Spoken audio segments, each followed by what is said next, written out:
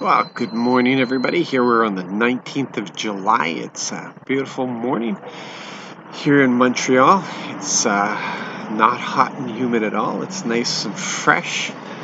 Unfortunately, we're going back into the humidity in a few days.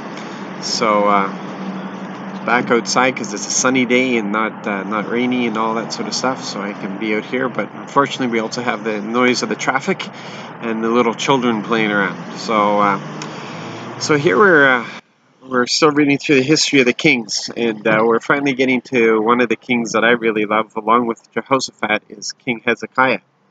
And Hezekiah is unique and he's wonderful, and I have no idea how he he had a terrible father. His father was the worst king in all of in Judah's history.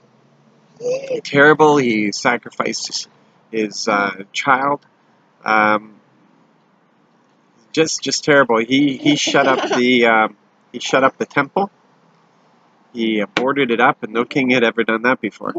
And in comes Hezekiah, and he does all these reforms. He purifies the temple. He instructs the people. He starts up the ceremonies again. He gets the worship going. The worship that had not been in place since Solomon's day, David's worship, with David's instruments and such. And it had to have been because of his mother, his mother's instruction. Um, and he went in, and he's going to be facing some things. He's going to be facing the king of Assyria. Um, it's going to be a staring down contest, and when God's on your side, you always win that. And he, he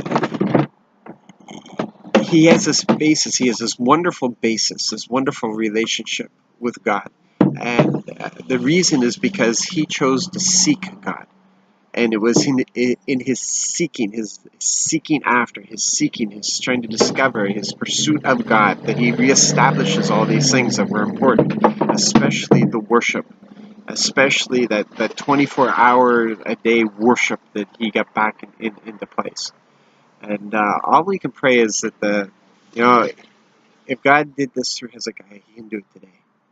He can do it with the church today, because the church has lost its way, and it's lost in ceremony, and it has some version of God, but I'm not sure what version that is.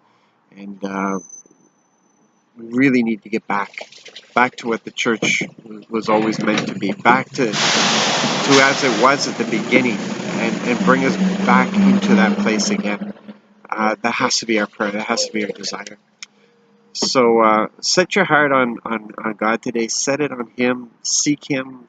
Look for what needs to be renewed, what needs to be redone. Ask Him where you're lost in the thinking of man instead of in His desires. And let's just see where the Lord's going to take us in all these things. You be blessed today. Be encouraged, and remember to worship. God bless.